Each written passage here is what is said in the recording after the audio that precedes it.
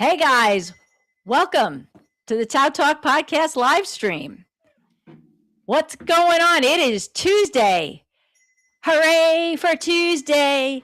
And guess what else today is? Today is the official start of pumpkin spice latte season.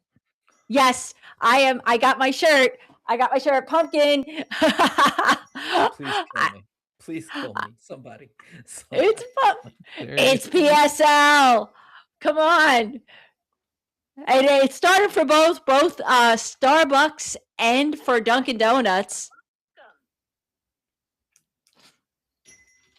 So anyway, enough. I can't. No. Why? I This just is can't. awesome. The pumpkin spice thing. I love it. Oh my god! Like it's so bad. Like I just can't anymore. I just can't. We get to the fall. Everybody talks about pumpkin spice. I don't fucking get it. I don't get it. I'll never get it. It just I don't understand it. You know, I don't understand how it's such a like. This is what our society has come down to. Like, is Yes. this it? Is this really it? Right? Like, we have nothing else in this world other than pumpkin spice. Like that's what we have to look forward to every year. Like that's the only thing. No. Come on. But that's the way everybody acts. Like it's like, oh my god. You know? I know, but I love pumpkin spice latte. Almond milk, no whip, extra double shot. It's funny. Everybody was bashing, right? There was a woman running for governor out in Wisconsin, and she had talked about the idea maybe we should rethink Thanksgiving, right? Maybe that's not a holiday we need to have anymore, right? And we should really think about something else, right? The excitement that you and everybody else gets into, right, about pumpkin spice, okay, you don't see around Thanksgiving anymore, right? Like people don't get excited around Thanksgiving anymore. Well, it used to be a thing, but it's just I don't know. I think some people get excited about it. I mean, definitely if you're into football. But it's not like it's not like it was. It's not like it was. I mean, like back in the day, yeah, it used to be like you used to get together with family and you used to watch a football game and you used to really and it used to be like a family affair. I remember every year going over to my aunt and uncle's house, right? We would watch the games, we would watch King Kong, right? Like cuz King Kong was always playing on Thanksgiving. But those traditions have now changed. They're not the same anymore. Right? Like as much as we might have nostalgia for what it was, right? You can't tell me that it's the same today. You just can't. I think so. Yeah, I agree with that. Right? Like things are different. I'm going to say this. I think our devices like these have kind of disconnected us. Right? I mean, we don't even like okay, this thing here is not a text device. It's a fucking telephone and people don't call each other. Like nobody calls. And it's it's used for watching media and keeping you entertained and texting each other. I mean, people will you go to a restaurant and you sit down at the restaurant and you look at the people around you and they are all down looking at their phones. I'm guilty of that too, by the way, but they're not talking to each other. They're sitting right there, not talking to each other. They're looking at their phones. If anything, they're texting each other. And what is like football become really? Like let's be honest, what has football really become? Back when I was a kid, you sat in front of the TV and you watched a football game. Okay. Yes. And that's what it was. It was the Dallas Cowboys and Detroit Lions. And you watched a football game. Okay. But now it's like you're sitting there like either you have a fantasy sports team and you're looking to see, your lineup for the week, and you're trying to figure out how your team's going to do, and you're like looking at free agents, and you like you're constantly at your phone, or maybe you're gambling on the game, right? Because now sports betting is like now a part of everyday life, brought to you by this betting agency and this betting company. And, It's hey, this is the crazy. TOWTalk podcast, and we're brought to you by some gambling addiction that you may have, like, DraftKings. right. I mean, StubHub. but Is that still it's, around? I don't know, but it's become just like it's not the same. Like we're not connected to each other. We're not connected to our communities anymore, right? I mean, everything we're seeing, the reason why politics has gotten the way it is because we are stuck on our phones. We're stuck in front of a computer. We're not interacting with our community. We used to know who our neighbors were. We used to, I remember, all the neighborhood kids would be playing out in the street, and we Yeah. would be building forts and all that kind of stuff. And now it's just like, everything is different. The world Yeah. is different, and I get the nostalgia of wanting to go backwards, but we have to understand this is the world we live in. We have to figure out a way to make it better. Yes. Absolutely. And to that point, we have to take time to put our devices down. Let me ask people here that people are still sort of trickling in, but do you have any kind of like rules at home with devices, like maybe at dinner time, put your phones down, or something like that, which is probably something that I should do too, but I never do. We never do. Um, but if you have any kind of Right. device, rules about that, or having devices at the kitchen table, or maybe, you take a point during the day that you don't look at them. Um, do you have any kind of rules about like that? Um, I think so many of us, myself included, don't make those rules, and we should. And we should get out into the community and meet our neighbors, go out for a walk.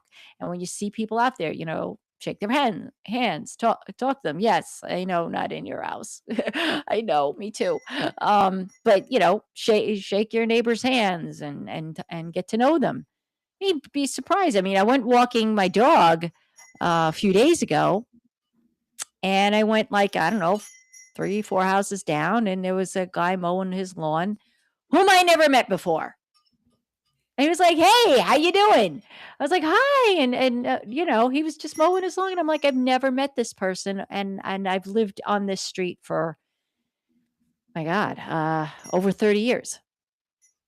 Like, I don't know when this person moved into the neighborhood or whatnot, so, yeah. You know, I- as a councilman in this community, right, in the community that we live in, I'm gonna say probably about 60 to 70% of the complaints that people came to me with were with regard to a dispute with their neighbor. Yeah. Like, and you think it's funny, right? And you laugh, but like everybody moves to the suburbs for their own reasons. Yes. Okay. And some people want quiet. Some people want, a more country atmosphere. Some people want a lot of acreage. Some people want small acreage, but they want to own something for themselves. Some people want to have parties every weekend with their friends and invite their friends over and have community, with the people that they grew up with or whatever it may be. Some people just want to be left alone and be more isolationist. And what I found is you don't always have a choice of who your neighbor is, you know? Yeah, And good point. I know. That's why they And build Marty's like, yeah, fences. that's why we build fences. But even fences, like sometimes, right? Because there would be one neighbor who is retired and maybe they want quiet, right? And their neighbor right behind them is, they're retired, but they want to have a party every weekend because they want to have their friends over. So they invite their friends and they build Make themselves a music. nice outdoor Yeah. sound system so that they can have nice music and listen to music on the weekends, and they have a pool and all that kind of stuff, right?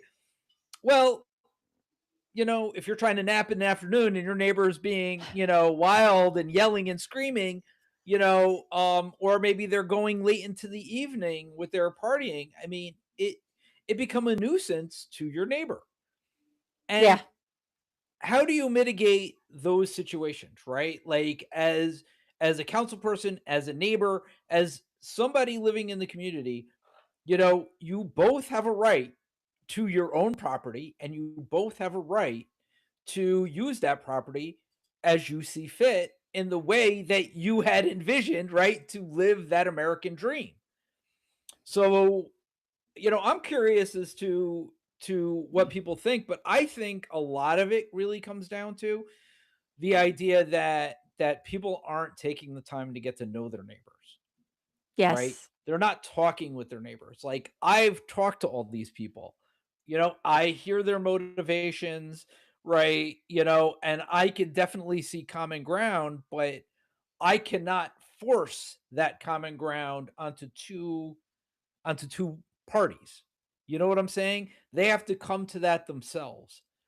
And so I just think a lot of what we're seeing in the media and everything else is just fake, right? We all want the same things, right? But they're trying to manipulate us, right? into Oh into yeah. believing what they believe, right? There was this thing on Fox News this weekend. They had the Senate candidate from Michigan online. I don't know how many people saw Ab- this A- Abdul Syed. interview. Abdul Sayed, yes. Again with Jennings, the anchor there, and you know he's asking Jennings, the reporter, is asking um about trans kids, right? Tran, you know, and it like there are so many issues that we are dealing with. High energy costs, housing costs, um, you know, gas Food. prices, food, energy. Like food from a standpoint, like now our food isn't even edible, right? Like it was Oh my before, it God. was just going up in price. Now it's just like unedible. Like we actually have real this is part of the issue, right? And I think me and Denise wanted to talk about this, but this gets into the issue of what is the conversation that we are having as a community, right? Like, first of all, get out of my fucking doctor's office, right? Like, get out of the doctor's office. I don't want you there. I don't want you there making decisions about vaccines for my kid, just as much as I don't want you there making decisions about what my kid's medical needs are. Okay. Because everybody keeps talking about everybody wants to have this conversation about gender affirming care, right? Well, if you're going through menopause, right? Any woman who's going through menopause or has been through menopause knows that you go through gender affirming care. Okay? Like that's what it is. That's what the hormones they give you are. And the Republicans want to ban that. Okay? Let's remember, they want to ban that. Just like if you're a child and you're a girl going through puberty, or you're a girl that may have, any number of women's issues, and I'm not going to get into all of them here, right? You may need hormone therapy, okay, to make your life manageable, okay? Yes. If you have ever been a parent who's been with a child who's been through that, right? That's gender affirming care. That's the care they don't want your kid to have, okay? They're going to say, no, no, no, no. We will. No, that's what they're looking to do. Okay, because Unless of that's cour what. Yeah, unless of course you're Sorry. in the military. Yeah, that they're, giving testosterone to soldiers is gender affirming care, whether or not they need it. And but I think this gets into what are the conversations that we're actually having? Like, who gives a shit, right? What sport any kid fucking plays? You're a kid playing a fucking sport. Many of the schools in this nation may not even have women's teams. So women do play for men's teams. It happens all over this country. Okay? Right? Like, what the fuck conversation are we having, and why is it even part of the conversation? Right?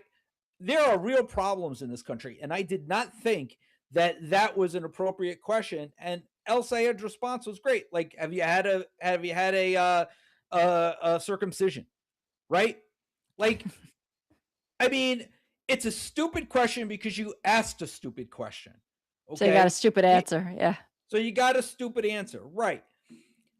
Here's what I'm talking about though. Like whether it be local politics or future politics, it's everybody's trying to frame a narrative, okay, and not necessarily talking about the real issues, okay? Just like we talk about all the time in this town. This town has real issues, okay? Yeah. Real issues. All right, not for nothing. The loss of the bond rating, okay, I cannot stress enough how when you lose your bond rating, you lose the ability to do large infrastructure projects, which this town needs, okay? Okay. So this idea that you get right, oh, first it was I'm going to fix all the past problems and then I don't want to talk about all the past problems, right? This is a typical Republican thing, right? We see this all the time at the national level, right? Blame the other side for whatever problem is being caused until it gets pushed back on you, and then it says, well, we don't want to talk about that, we just want to move forward. How many Ac- times have we heard that? oh yeah. Accuse your opponent of the things you are doing while you are doing them. Right. So accusations in a mirror.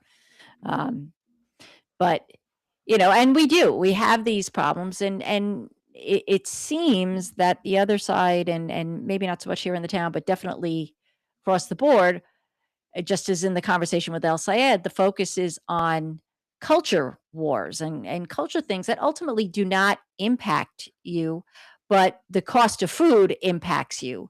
The cost of housing impacts you. You know, whether or not you're going to be able to get to work because we may or may not run out of gas in the next few weeks, in the next 45 days. You know, those are things that affect you, not whether or not, someone does or doesn't get gender affirming care or that kind of stuff. That's the distraction. If you watched our latest video, I even mentioned about distraction. I mean, distraction is the key. Keeping you distracted, throwing a lot of shit at you, flooding the zone with all kind of stuff, except the things that really, really, really matter, is what they do. But what's happening more and more is that the fact is people are not able to pay their bills, right? I saw, and this is another thing that plays to it. Um, I was watching Romano, the Romano podcast. He's really good, little nutty, but he's good. I saw that there was a study done that roughly one third of this country is not working, is not in the workforce. Either they've been unemployed for so long and simply dropped. Some have been pushed out, taken buyouts. Even a friend of mine, I just spoke to a friend that I hadn't spoken to in a few months, said that her wife took a buyout, and so now she is officially retired and is trying to find something else to do, and it's not that easy. So roughly, I think they said out of 340 million people in this country, like 103 of them are not working. That's a lot of people. That's nearly a third of this country. I mean, and obviously, if you take kids out and seniors who can't work, it's still a large segment of the population that are not even engaged in working because they can't find work. And that's an issue that should be spoken about, but we're stuck on culture issues and spreading little clips that you know send deceptive messages than really focusing on facts. And so that's kind of a little bit about what we want to talk about today. Right, Neil? Well, I think that that brings up, right, like, I mean, you sort of look across the country and you look in our town, right? Businesses are closing. Okay. They're consolidating, they're closing. You're getting warehouse jobs which provide construction jobs, but they're temporary. So the long-term jobs aren't there. Okay. And what ends up happening is you have to be able to provide a culture, right, in your local community, all right, that allows for that development. You have to understand and be able to work with businesses to be able to bring in good solid businesses that are going to help create jobs that bring people to community who pay taxes, right? It's like the formula. The formula isn't hard, okay? As the supervisor stated, right, when we had him on the podcast last week, okay, this town had been closed for business for like 4 years, Wow. okay, due to moratoriums, due to master plans, due to the fact that board members didn't, only wanted their developers to be able to develop in our community, right? Like it's been like this nonsense game. Yes. Okay. And what we really need is we really need a solid plan. And the supervisor, Frank Dendanto, has a plan, right? Like we've heard his plan. He does have a future in mind, right, for this town. And it's a good future, right? Like he's looked at the entire town, right? He didn't just take one little part of it. He didn't do what these guys did, which was just shut everybody down or try to zone for like certain areas, like spot zoning and stuff like that, right? But here's the thing, they were all kind of like benefiting from that type of environment. So they want to bring it back, right? Like, when you're a political party and that's sort of you're getting something, then you want that to continue. And I Yes. think that we just like we have to stop that. We like there's nothing wrong with being a good administrator, right? Like there's nothing wrong with going out and making sure that the books are good, that the town has an ability to borrow, that the infrastructure is being maintained, okay, that the employees are doing their job, okay? There's nothing wrong with that, okay? But that's not the way it was for 4 years in this town. And these guys are saying, don't look back. We don't want to look back anymore. We just want to go forward. Well, of course you don't want to look back. You fucked everything up in the first place. you know, it's sort of like, yeah, we messed everything up for decades, but you know what? Give us another chance. We're happy to do it again. We got a $4 million bailout from every taxpayer in this state, right? Do you Yeah. know how embarrassing that should be to everybody? Right?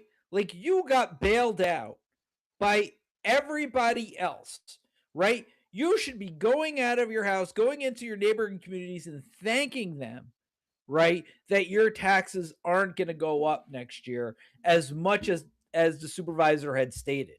Okay? Because at this point in time, right, you're lucky. You're making it through the year at least. Okay? Yeah. The doors aren't going to be closed. Okay? And then next year, well, I don't know what next year is going to bring, but you know what? You got stuck with a $3 million budget deficit. Okay? Yeah. That has to be made up for. Okay? And you may say, well, the federal government can do unbalanced budgets. They can do deficit spending. Towns can't do deficit spending. Yeah, And you as don't much have as the you deep right, ability to do that. well, we're not allowed to do that. And if we do, we're spending our own money. We're spending savings, which is what they did for all those years. Like that's what I don't understand, right? Like you got a nice tax break for all those years that they decided to spend your savings. Now your savings is depleted. What do you do next? Yeah. Now Like you don't have that money to fall back on. It's gone. right. You'll end up getting, as Marty stated, you'll end up getting the same results. You get the same people, you're going to get the same results. Because There it it's is. not a you know and you got to remember something. It is your taxes. It is your property taxes. Okay? Right? It's your income taxes. They used income tax money to bail property tax owners out in this town. Think about that. Wow. Think about that. All right. They used income tax money to bail the property tax owners in this town because management of this town was so horrible, okay, that that that they didn't tax the community appropriately, Right. okay?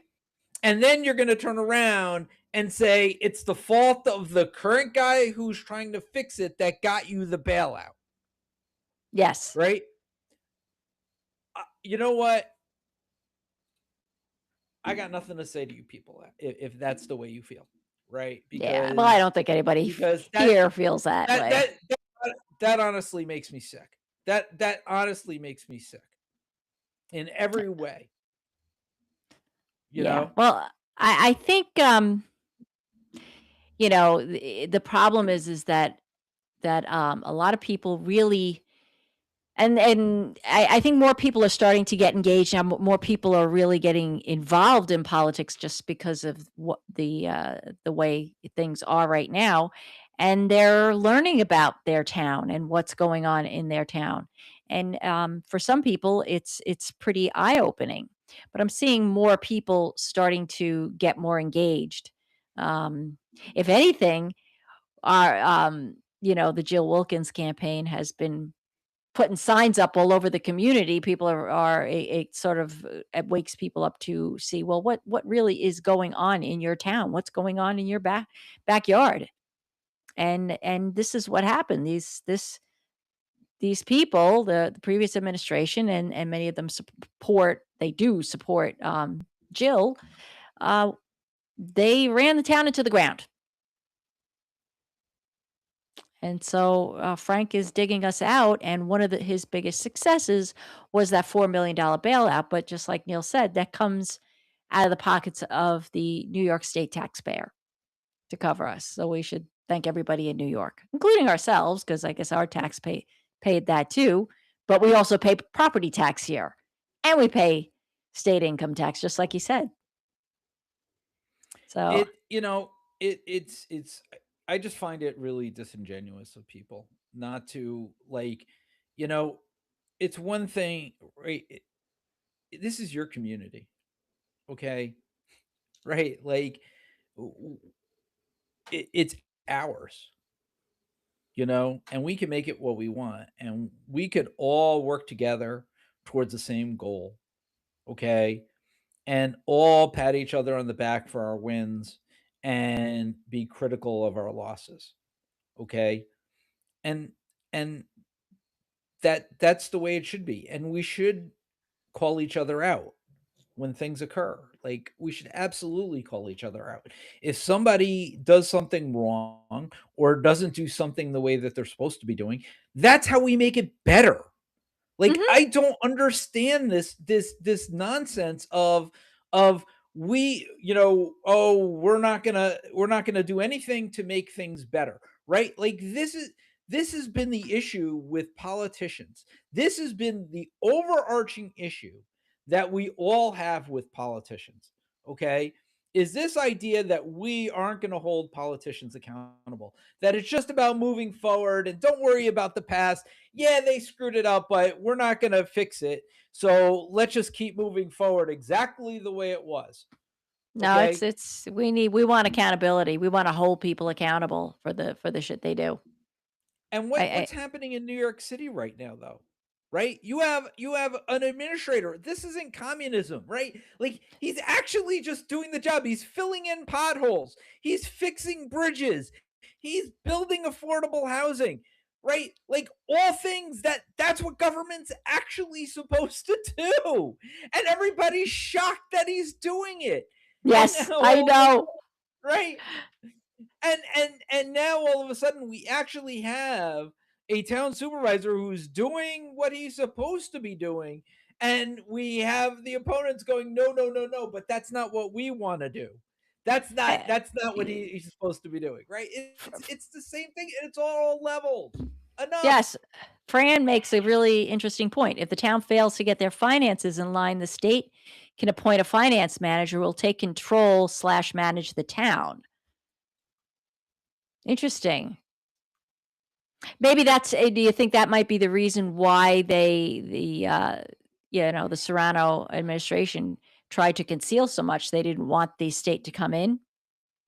I think they just wanted to get reelected, and they wanted the power, and they wanted the pats on the back that they were doing a great job. Oh. I mean, Oh, right. listen, I had, I had heard, I had spoken to the state comptroller's office when I was a councilman, before everything kind of blew up. And they just said they said the same thing to me, they just weren't getting all the information timely, that they were getting kind of like railroaded on stuff. They Yeah, would ask for stonewalled, really. something, and then right, yeah, and that was just kind of the way things were rolling out, you know. But they did come up with a draft report, and the draft report was pretty freaking scathing, you know. And it's not unlike some of the reports we're seeing out of the federal government right now that we're seeing, right, with the jobs report, with everything else.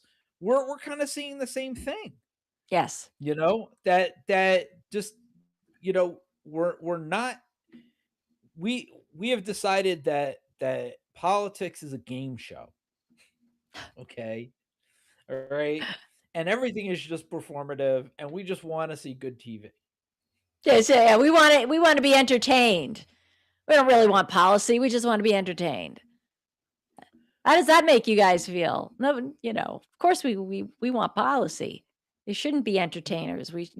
This is, But that's all it is. It's performative, yeah, right? Tax cuts always get passed, but then anytime anything from the left wants to get passed, no, we're not going to do that. And then anytime something from the right wants to get passed, we don't know we're going to pass it unless they can somehow sneak it through, right? They give us some law, right, that they could sell to us and say, "Oh, but this is for your protection."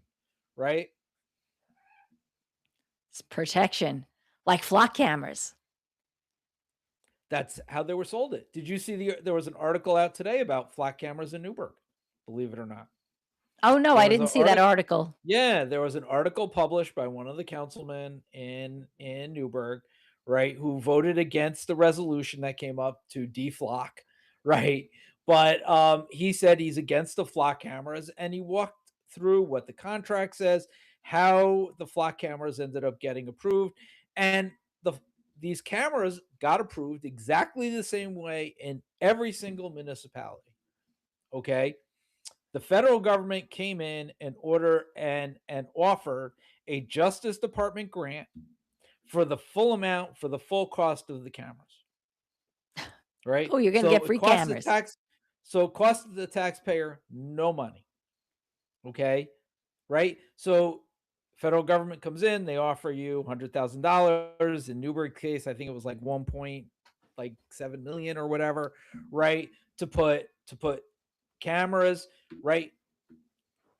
They said the board says we'll accept the grant. We want to go for the grant. We give the authority for the governing body to sign off on the grant when we get the grant, right?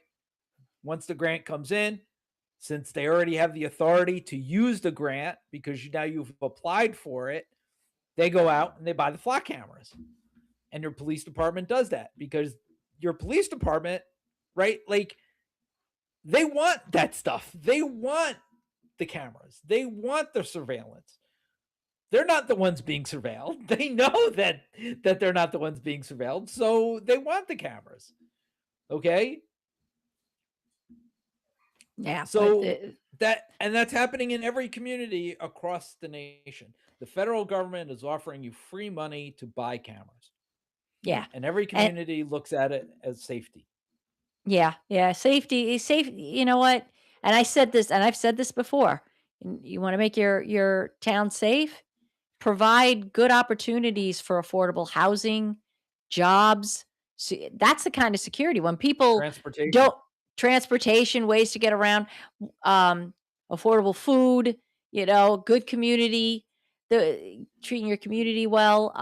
The thing is if people aren't struggling or starving, they're less likely to commit crimes. I mean, that's where these crimes come from. And so instead, we have a federal government here that is killing our food, killing the air, killing destroying the water, putting up data centers everywhere that aren't going to actually employ people because they're data centers. They run on AI, and people are hungry. We have Indiana. Is Did Indiana get their lights yet? I mean, they've been No. without electricity for like 2 weeks. But That's horrible. just as you said, transportation, right? Like, you don't have to go any further than this county. Okay? Every year we've been hearing about how much money, right, that the supervisor has in his, or not the supervisor, the county Executive. executive has, right? The county executive has in this fund, right? Like, I think it's up to like 27 million or whatever it is, right? Like, it's some astronomical amount of money that he's sitting on. Okay. I mean, he could have, like, you think about it, for the 13 years he's been in office, why haven't why hasn't more been done with transportation? This community in Orange County has grown, right? We have a lot more seniors in this community. Why has there been no investment in transportation? Okay. It's a good If question. you think about all the opportunities that have been missed, right, as a result of the lack of transportation. And when I say opportunities, we are not that far from New York City. We are not that far from Albany, right? We could have been a tech hub in Orange County. We could have been we could have been like the had IBM complex. Like, we could have done so much more with tech industry, okay, in Orange County, had we had more transportation, Mm, okay? And you know, when businesses look to come to an area, right? They look at your workforce, they look at your transportation, and they look at your housing. Those are the three criteria that businesses look for. Okay. And why did they look for those things? Okay. Fairly simple. Do you have a place for their employees to live? Do you have a way to get their employees to to work and back home again? Right. You know, I mean, it's not that hard to figure out. It's not Yep, that hard to right. figure out. And that, to that point, um, Frank here in the town is looking to develop the land owned by Walmart. That plot over in, I guess it's next to Bloomingburg, not far from where the Teak and V Diner. What is it? The Quickway Diner. Right. I know Okay. Teak and V, right? Right. It's not far from there, and that land has been owned by Walmart for a long period of time, and now it looks like it might be developed into a fulfillment center that will actually create jobs.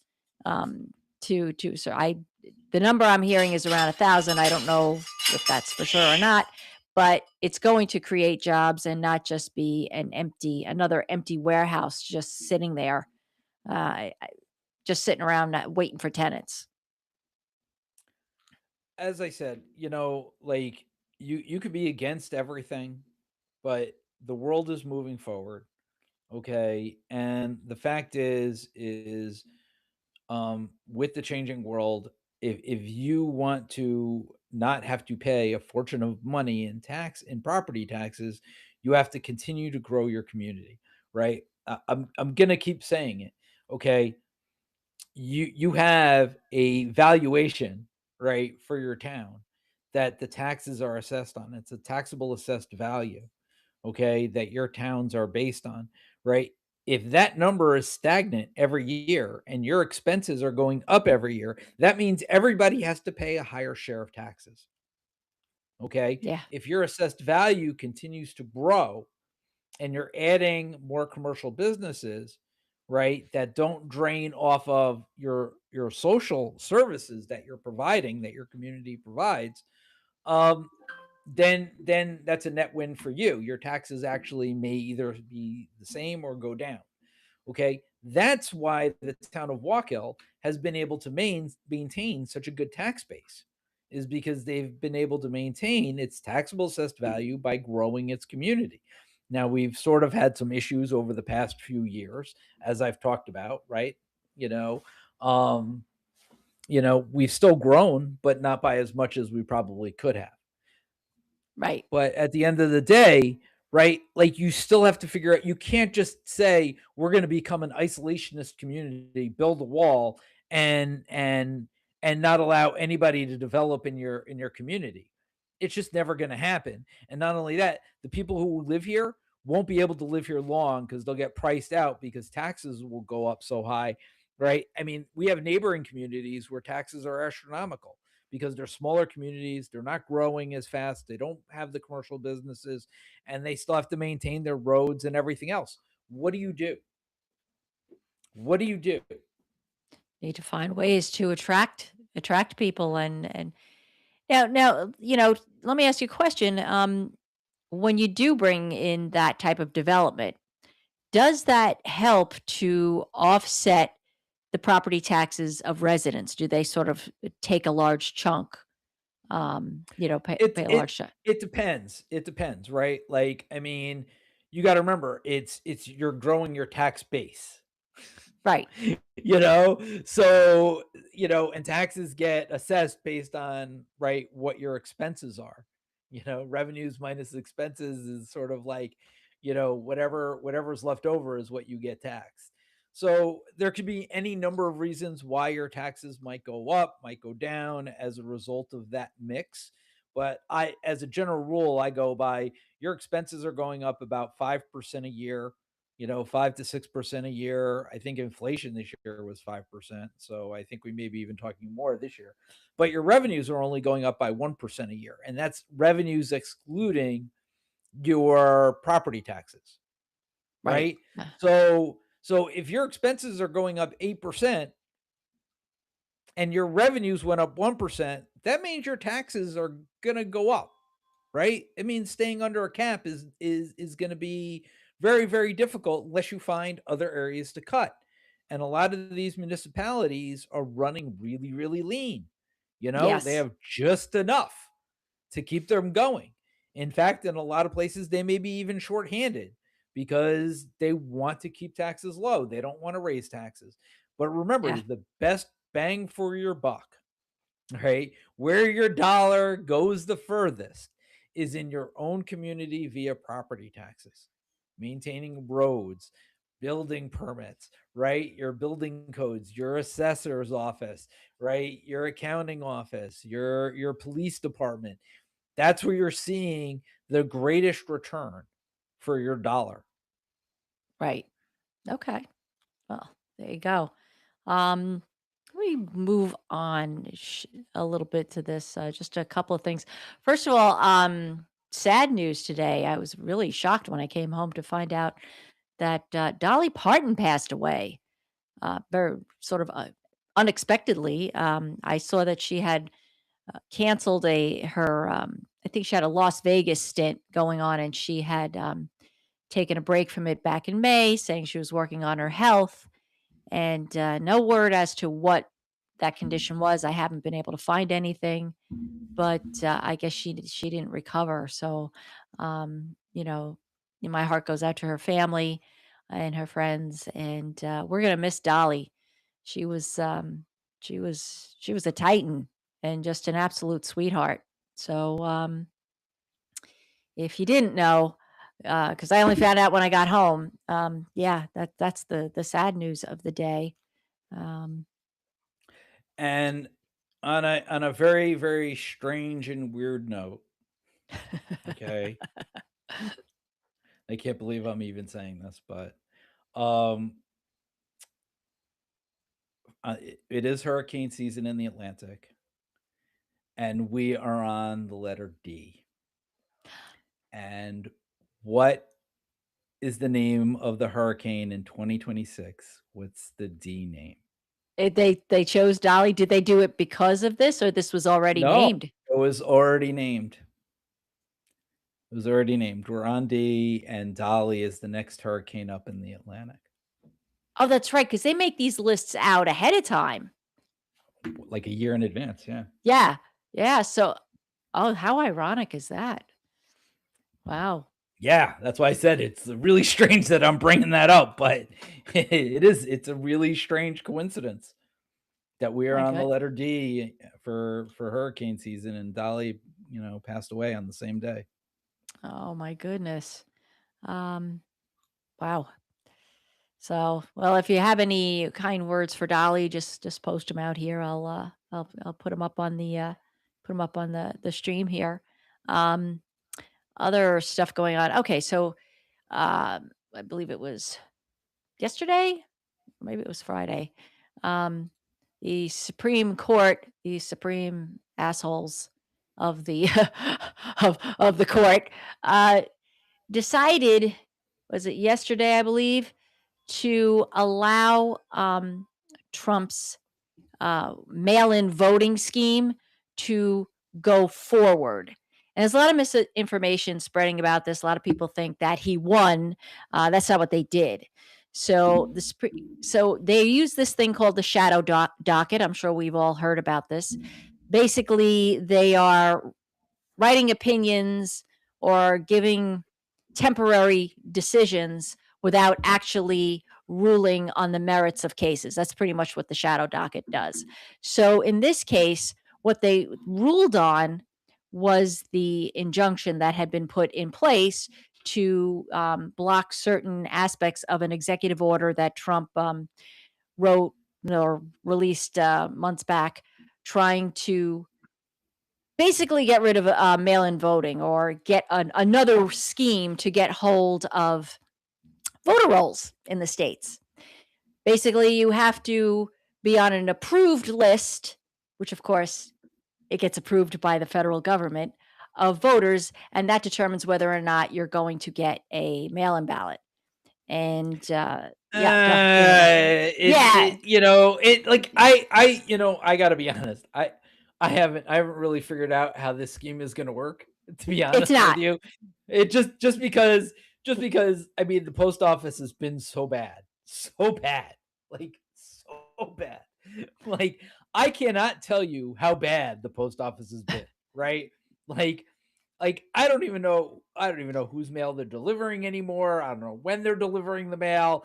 They're coming like 5 times a day, then you don't see them for a week. Like who knows what's going on with the post office, but somehow it's like the government, because the government can't get the voter rolls of the states, the federal government is going to create its own voter roll for the state, right? And then match a federal voter roll with a mail in ballot at the post office, right? Before it gets delivered. And it only gets delivered if the post office sees the name, right? On the ballot. But they got rid of all the electric sorting machines, right? Remember, like people seem to forget, like in the first Trump administration, they got rid of all the electric machines, right? Like this is why everybody's getting the wrong mail, right? I mean, like this is like craziness. Like I'm trying to figure out, like, how are they actually going to physically do this? Well, I don't think In like a way, like you laid off all the postals, like the postal service, right? Like so they're already working with a you know right, with a skeleton crew. Okay, they don't have enough employees as it is. They don't have the sorting machines anymore, right? The electric sorting machines anymore, that's right? Like funny. what the hell? How are they going to do this? Like, are they going to actually, like, are they going to have people with lights and like be like holding up like pieces of paper and like mail and go, this person's not on this list, calling out names? Like I don't even understand how it's going to work. Well, this sort of a little bit goes back to Doge, right? This was one of the departments that they wanted to break. That's what they did. They came in and broke things. They want to break the mail department, but now they want to use it as a backdoor way to get a hold of voter rolls, right? Allegedly, they want states to supply the post office with the lists now, as if that's never going to get to DHS, which is a crock of shit. But that's So not it's what the wildly executive order illegal. says. But I that's know, not but what the it's executive order says, though. The executive order says that the federal government will create the list. Okay. And that they're going to, because the states are refusing to give them the list and they can't compel the states to give a list. So what they're saying, but here, like, irrespective of all that, right? Here's what I actually think is going to happen, right? The part of the executive order that's like the worst part, right? And I think the one that's most unenforceable is the idea that, right, the law states that as long as it's postmarked as of election day, it gets counted, right? If it's postmarked after election day, it doesn't get counted, right? The two things within the executive order is that the post office doesn't have to stamp mail, right, when it reaches the office. That was the first part. And the second part of the executive order said that if the the absentee ballot is received after election day, it shouldn't be counted. Right, but that was something that the Supreme Court did rule on, that wasn't, that you could still, because that there was a whole other thing regarding, and I think of it Right, was it last month? right. So right. You're absolutely right. So the only one is the postmark. Okay. But my feeling is that they're just going to they're going to hold all the ballots, right? All the absentee ballots. They'll just hold them. They'll stamp them all after election day and then they'll mail them. And then they'll just be like, oh, well, they were held up as we were, identifying, right? They're just going to say that they were held up while we were identifying, right? Whether they were valid. Because I don't really think there's a way for them to do it. So I think that they're just going to play a silly game, right? And it's Well, going to be that's what they're stupid. doing. That's exactly Right. what they're doing. But what I wanted to just get back to the point, because a lot of people are panicking. Oh my God, all is lost, and that's it. The case is over, and Trump won. He's not. So just to understand, the way the court ruled, and it's twisted way, right? So the whole reason why people, attorneys filed and got this thing blocked is so that there would be no damage done. So people would get their ballots mailed to them. They could send their ballots back. So um, the Trump regime, they just asked for an appeal. That's what they do. They appeal to the Supreme Court on the grounds that the damage hasn't happened yet. Nobody's been damaged. So it's kind of a moot point.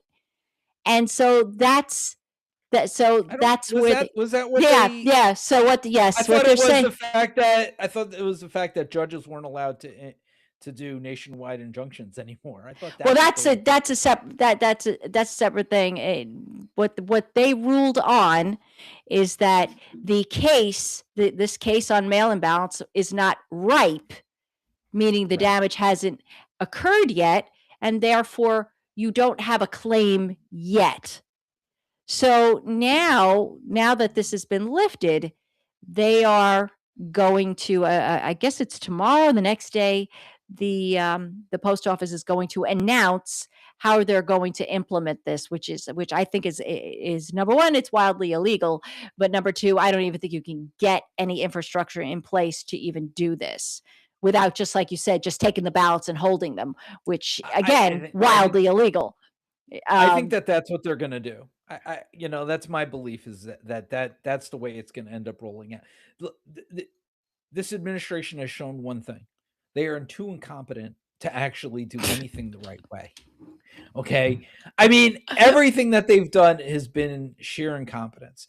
yes. Even the things that they've done right have been incompetently done, right? Like so, it'll just be another incompetent thing that they fall into, and I think it'll just be we're just going to hold all the ballots because we can identify, right? I mean that's going to be it.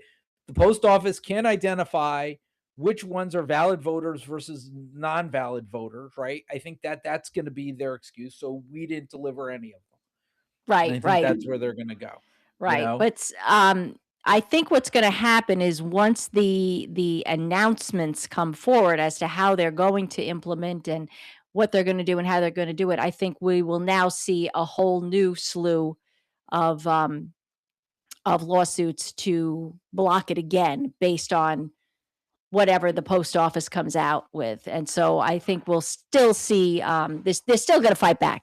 This fight isn't over yet. That's my point to all of this, because of course, you get on Fox and Fox is like Trump won, and no, no, no. We haven't even decided. We haven't even gotten to the merits of the case yet. We're just on the But injunction. but do we like, just to kind of take things back? Don't we like all see, right? Like that nothing that's happening right now, right, has anything to do with impacting our lives. Has nothing to do with lowering the price of energy, lowering the price of electricity, lowering the price of food, making our food edible at this point in time, right? My God, yeah. Like healthcare, right? Like, I mean, at this point in time, nobody, you see these fights out there, but nobody's fighting for us. They're fighting to keep their power, right? Like both parties are sitting there having this fight to keep their power, and nobody is talking about what impacts us on a daily basis, right? The things that we're doing. And we see these fights in the Supreme Court. Supreme Court doesn't give a shit. Nobody gives a shit. This is like the slow march towards fascism. That's what they want to do, right? And they want to keep you preoccupied with either a culture war or this type of nonsense where we talk about mail-in ballots. Like it's going to make any type of difference, right? Right. In the outcome of the election, Well, right? let's Like, let's talk about Jim. Jim made an interesting post here. So he believes it'll work because it will introduce confusion in the voting process. Some ballots will be challenged not because the voter was not eligible, but they were not on the post office list. Well, yeah, that's exactly it. And I think that's where the harm is, and I think that's the where they're going to, where we might see more litigations, more challenges to freeze this. Um, what happens again? Who knows? He runs back to the Supreme Court. They get it from their little shadow docket. They lift that too. So it's a back and forth, but ultimately they want to intimidate you, because for all the things that you're saying, Neil, and all the things that we want to improve, that's where the voting matters, right? That we got to put people in there that but can does it? bring about that But change. does it? Does it? Oh, we got to I be we mean, got to be positive.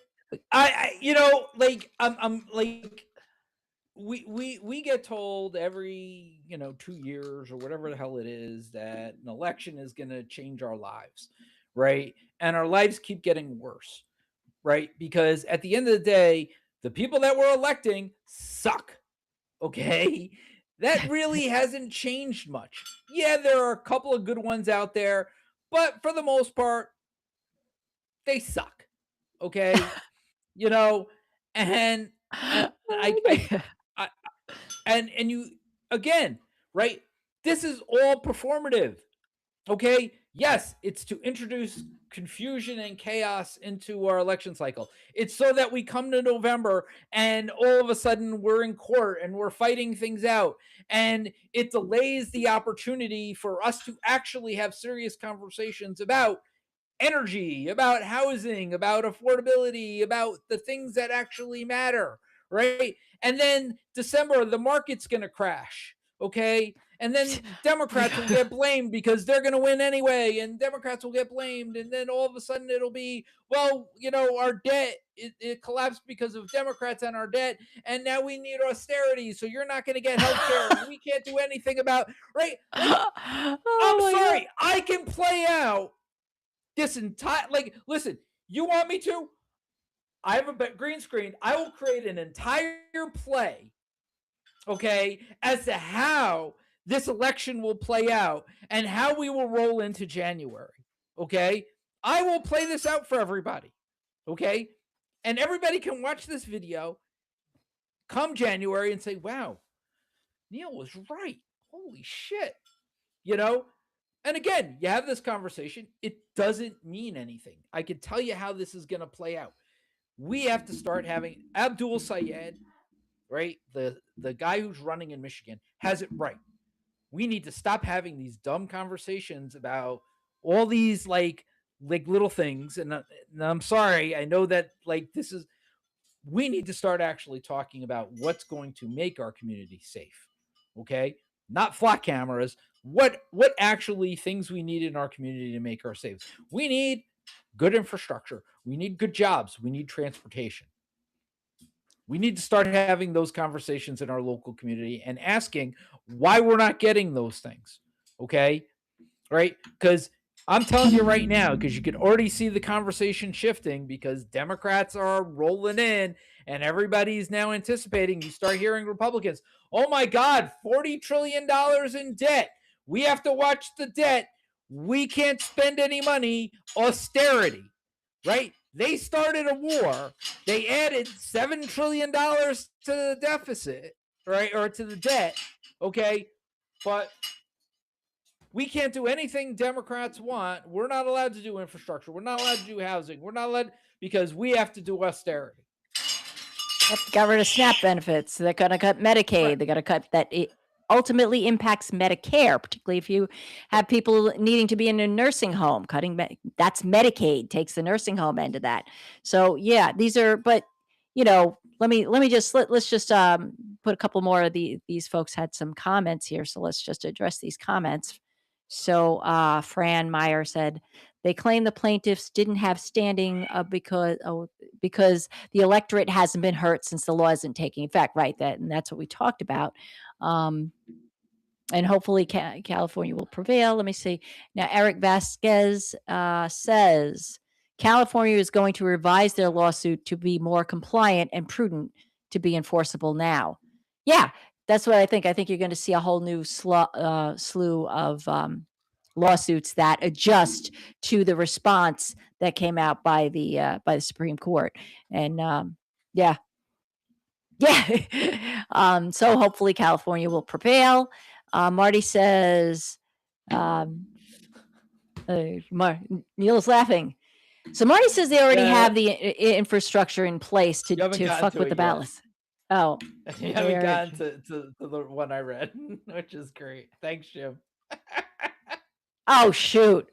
Really? Get to they're just not going to post my yeah, so we covered that. And Jim says the predictions of Neil Stradamus. Oh, that is the quote. That is the quote of the day. That is awesome. Neil Stradamus. We're gonna keep that. You know what?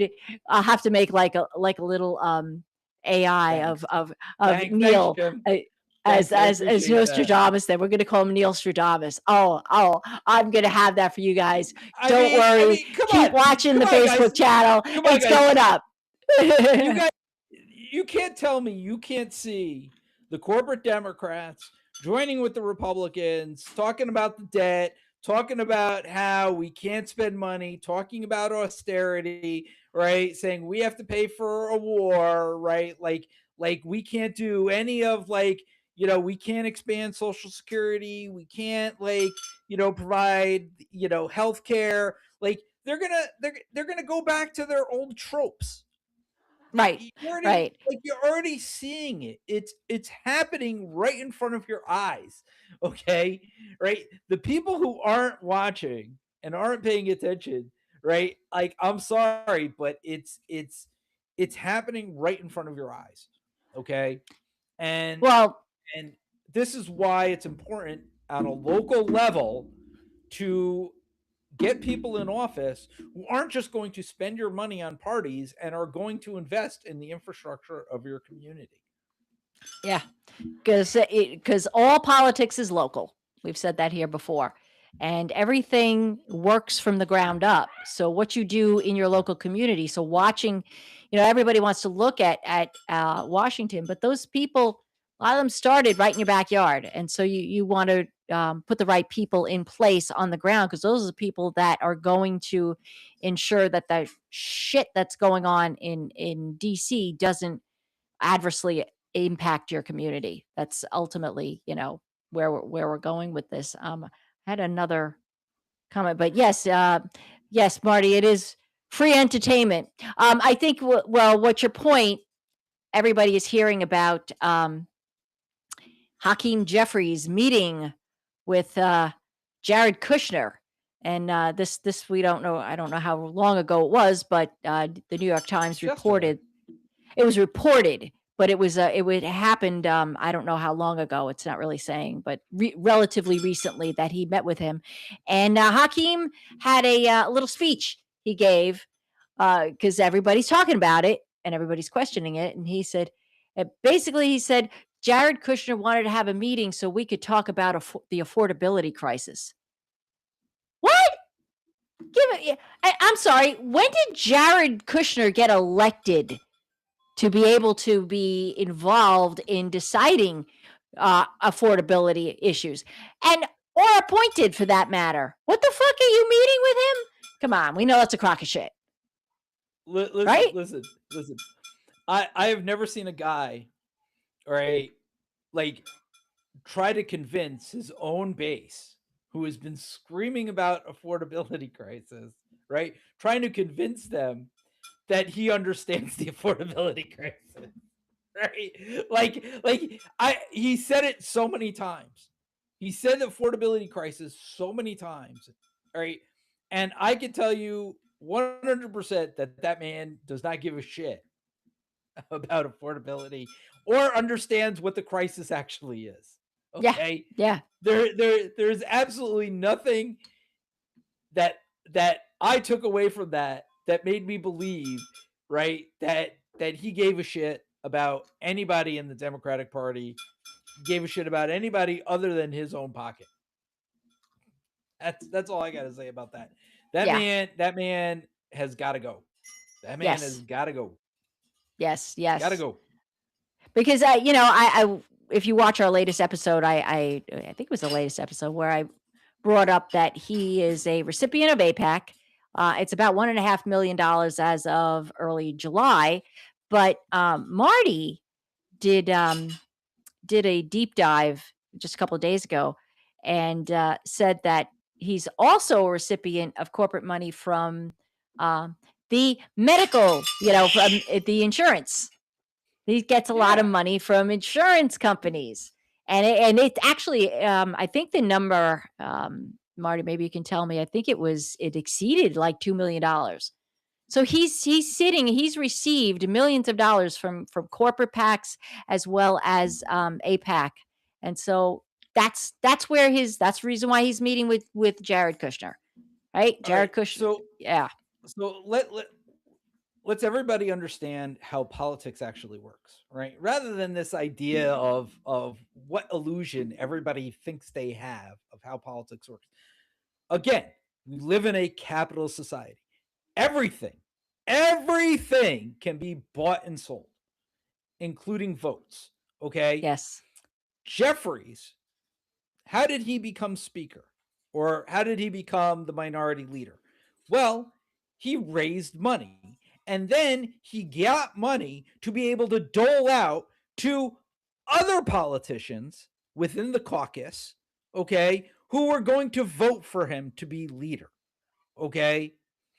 Everything is about money. All these guys have to raise money. Even the Democrats in red states, they have to have money. Nobody gives money to the DCCC, right? All the money gets given to Hakeem Jeffries, who then gets to dole it out like for votes for what he wants. So this idea that somehow he doesn't control the caucus or he can't control his members, he controls his members because all the money controls all the members.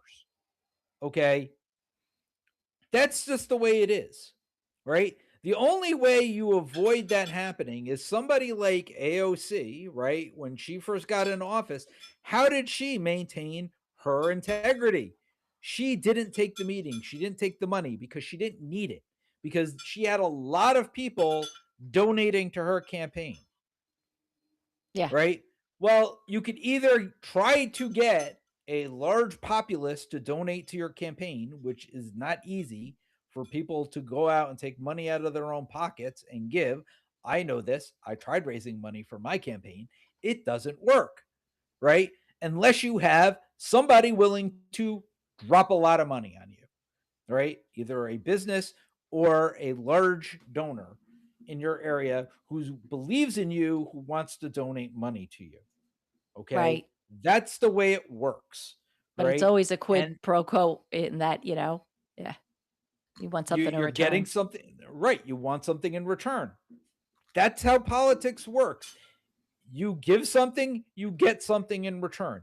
That is capitalism. Everybody loves capitalism in this country, but when you point it out to them, they get angry that their politicians are getting bought, right? That's why I said our politicians should wear patches like NASCAR. At Yeah, least yeah, then we know who the fuck owns them. yeah. All of their all their sponsors. Hakeem Jeffries sponsored by APAC and United Healthcare and whoever else. So, but folks, that's the fight. But we still have to keep fighting. We still have to keep fighting because one thing's for sure that the regime is failing in a lot of different ways. Um, they keep stumbling, and Trump keeps putting his foot in his mouth. Just look at Canada. But I Canada's think it's response. just it's all levels of government. It's Yeah. all levels of government. If you like, you need people with integrity in those jobs, right? You need people who aren't going to be, who are going to look at things from a different perspective, right? And say, and have a plan in place where things might look good, where things would go, who are going to interact with their community, maybe hold spill the tea events, like our current supervisor does, right? That's what you need. You need people who are going to engage with the community, okay? Yes. And who are going to answer questions in front of large groups so that everybody can hear what they say and be willing to engage in a community conversation like our current supervisor does, right? His challenger refuses to do that, refuses to debate, refuses to answer questions, refuses to do anything, right?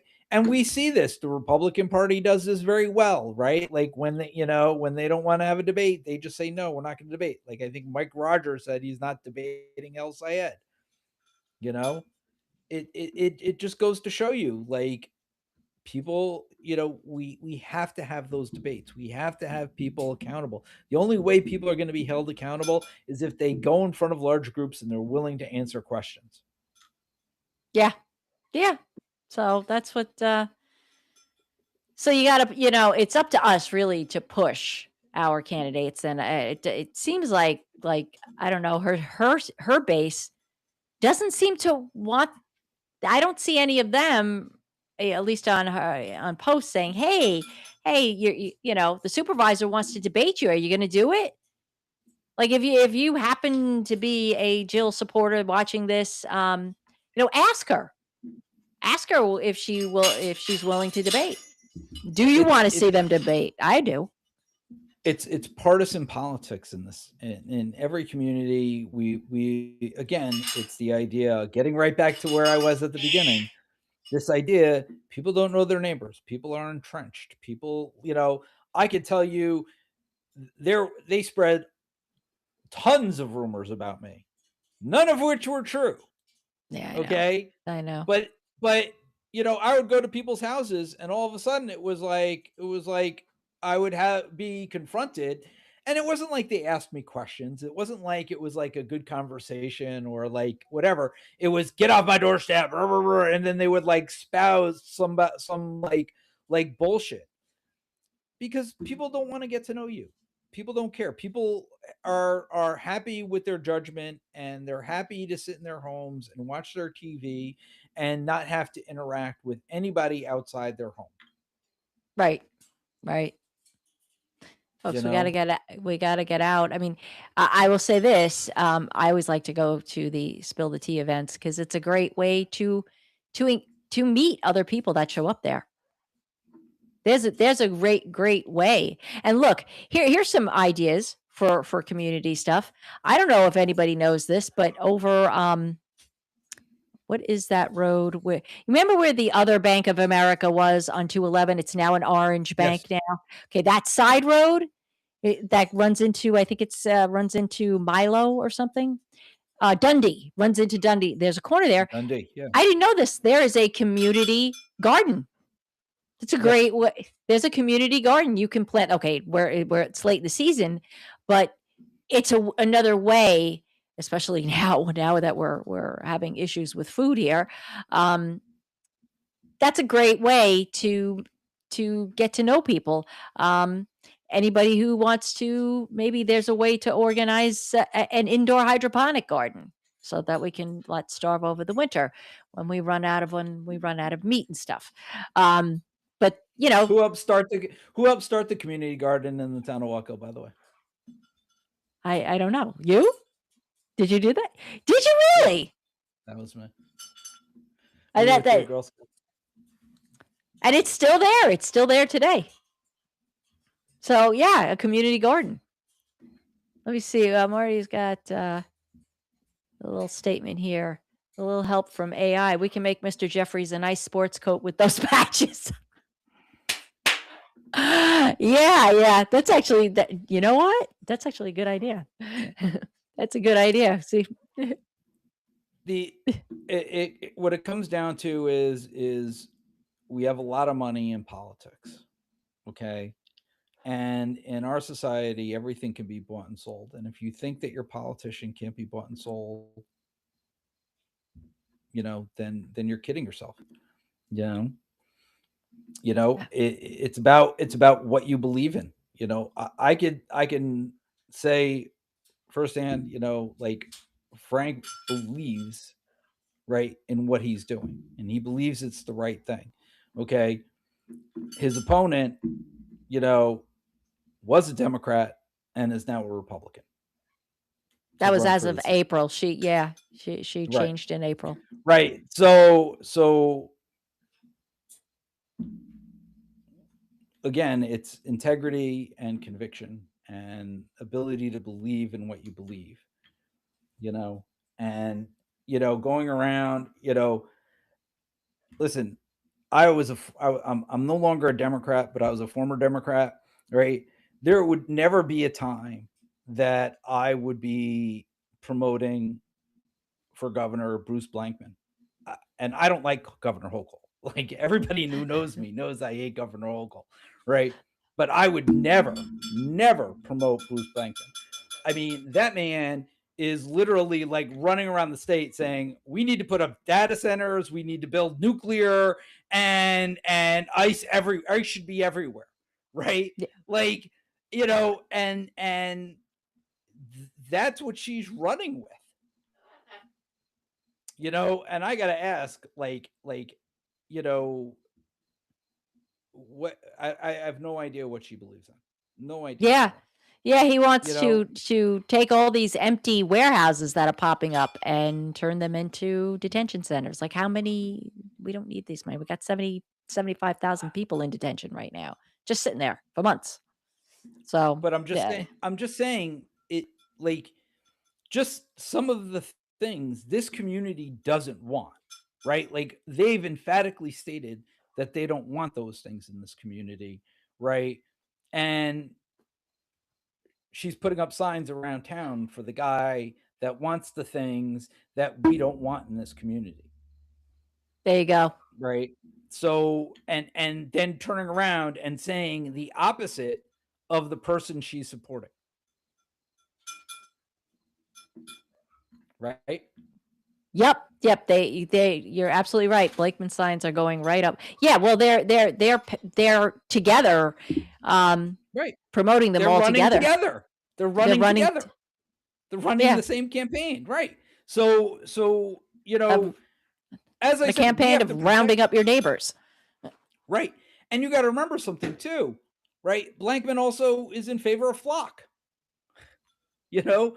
So it's like you there are tough questions that need to be asked that she's not asking and that people aren't asking her because for whatever reason, right? I mean, they're Republicans, that's what they do. We have to ask those That's the questions and we road. have to make sure that that we hold her accountable for that, for exactly that. And, if that means her coming on the show and answering those questions, great. If that means going to, doing a debate against Frank, even better, because that's what she should do. Yes. Yep. So we're going to stick to our guns on pushing for debates. She's been invited, put a comment below. Let us know, or reach out to us on the Facebook page about coming on the show. Answer these questions. We've got a lot of questions. Damn. Wow, we covered a lot today. We covered a lot of different things. Um, Yeah. yeah, we're already pushing to an hour and 20 minutes here, so we're gonna wind up. Any final thoughts? Any questions from you have been, first of all, I want to say one thing. We have built a following of a lot of people that have joined us each Tuesday now to watch us and talk to us and engage with us. And I can't thank you guys enough for your support. It truly means so much. You guys are the absolute best. And it means so much to us because we've been doing this for a year, and we're a small channel, and YouTube is making things tougher for us, but you guys standing by us and just engaging and watching us and supporting us, it just means so much. Um and it makes it all the more enjoyable. It's the reason why the lives are so much fun, because we get to really communicate and hear what you have to say. um and yeah, by the way, Fran has you said, yeah, you're absolutely right. That's one of the things we need to overturn. We need to fight to get rid of, because then everything can get better when we don't have people looking at their wallets instead of looking at their constituents. That's what I got to say about that. All right. Um, I'm with Denise. That's what I got to oh, say about that. oh, and there's Kristen. Hey, Kristen. Kristen busy with campaign stuff. Yeah, we had quite the show here, and there's it'll be up if you join late.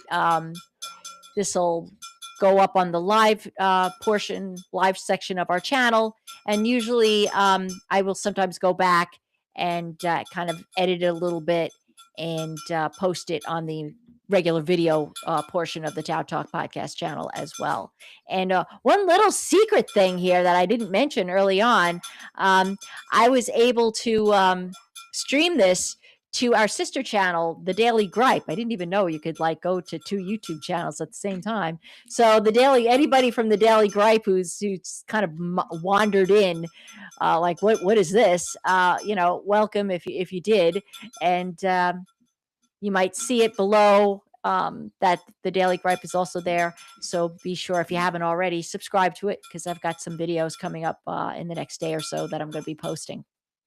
All And if right. you have questions, comments, anything you would like us to discuss, any topics that maybe we haven't touched on that you're interested in, whatever it is, please feel free to reach out to us, message us. We would love to hear from you. As I said, we want to be as open as possible. And as Denise said, we love you guys. We want to discuss what you are interested in. Yes. I mean, obviously you're tuning in and you're interested, but if there are topics that you think, around the area, around Orange County or around New York, that you feel you want us to get more in depth on, or discuss, please let us know. We would be happy to address those issues and try to do research, and Yeah. get you as much information as possible. Yes, absolutely. That's absolutely. So yeah. Oh, and Kristen. Wait, debates. Wait, Kristen, you're saying debates? Are we? I don't understand. Oh. Yeah. Does that mean we're getting debates? Or you No, just she's still saying want to? that she's commenting because she's I'm listening to being what we said hopeful. 5 minutes ago. She's listening to what we said 5 minutes ago Oh, that's about right. debate. That's why. Yeah. There's No. a delay. Yeah, the delay. I always forget the delay. Yeah. No, she doesn't. She doesn't. She just wants to deceptively clip videos and post things about that was said months ago, that with issues that have already been resolved. Um, so All right. I think we're going to wind up here, folks. Thanks so much. If you stuck here to the end, drop a blue heart in the comments and leave us a comment of 7 words or more um, on the regular recorded version to let us know what you think. And like, share, subscribe, and get to know the Daily Gripe as well. And we will see you next Tuesday at 8 p.m. for sure. And I'll be posting a lot of content in between. All right, guys. We love you. Thanks so much for hanging out with us. Have a good night. Be safe, and we will see you soon. Take care. Peace out.